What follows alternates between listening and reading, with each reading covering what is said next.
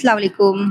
हज़रत निज़ामुद्दीन औलिया से मात्र 10 किलोमीटर की दूरी पर उनकी अम्मी माई साहिबा बीबी जुलेखा की दरगाह मौजूद है।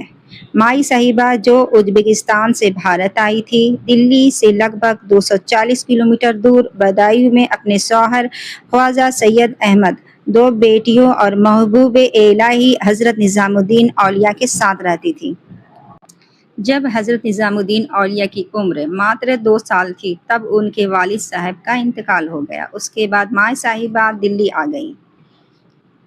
शौहर के इंतकाल के बाद माई साहिबा ने बेहद गुर्बत के बावजूद अपने बच्चों की बेहतरीन परवरिश की और उन्हें दीन की तालीम दी। जब घर में बिल्कुल अनाज नहीं बचता था तो वह मुस्कुराकर हज़रत निज़ामुद्दीन से कहती, निज़ामुद्दीन, आज हम अल्लाह के मेहमान हैं, यानी आज हम रोज़ा रखेंगे और अल्लाह पर तवक्कुल करेंगे।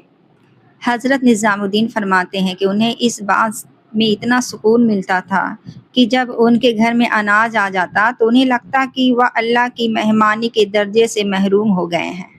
एक बार उनके घर लगातार 3 दिन तक फाका रहा। घर में एक दाना भी नहीं था। माई साहिबा सुबह से इबादत में मशगूल थी। अचानक दोपहर का वक्त पर एक अनजान शख्स आया और उनके दरवाजे पर एक थाली में बेहतरीन खाना और कुछ पैसे रखकर चला गया। जब हज़रत निज़ामुद्दीन ने अपनी अम्मी को बताया तो उन्हें मुस्कुराकर, निज़ामुद्दीन, यह खाना खा लो, लेकिन याद रखना, जब हम सब्र करते हैं अल्लाह हमारा पर्दा खुद रखता है, मगर जिस दिन हमने किसी इंसान के आगे हाथ फैलाया उस दिन यह पर्दा उठ जाएगा। उसके बाद उन्होंने वह सारे पैसे फौरन गरीबों में बांट दिए और सिर्फ खाना रखा। हज़रत निज़ामुद्दीन अपनी अम्मी से बेइंतहा मोहब्बत करते थे और अपनी ज़िंदगी का सबसे बड़ा रूहानी ज़रिया मानते थे।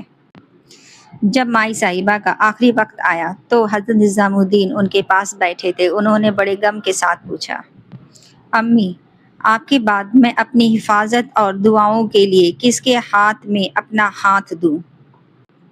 क्योंकि उस समय तक उन्हें अपने मुर्शिद बाबा फरीद नहीं मिले थे। बीबी जुलेखा ने हाथ पकड़कर फरमाया, कल आना, मैं बताऊंगी। अगले दिन जब उनका इंतकाल होने वाला था उन्होंने हज़रत निज़ामुद्दीन को बुलाया, उनका हाथ पकड़ा और आसमान की तरफ देखकर कहा, या अल्लाह, या अल्लाह, मैं इसका हाथ आपके सुपुर्द करती हूँ। हज़रत निज़ामुद्दीन फरमाते हैं कि उस दिन के बाद हर इस्लामी महीने की शुरुआत में वह माई साहिबा के मकबरे पे आते, फातिहा पढ़ते और उनकी रूह को ईसाल ए सवाब पहुँचाते थे।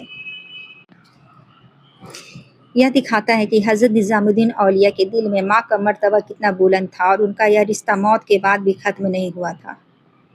यहाँ ख़वातीन के लिए इबादत करने और मज़ार के करीब जाने का बेहद मख़सूस और एहतराम वाली जगह मौजूद है।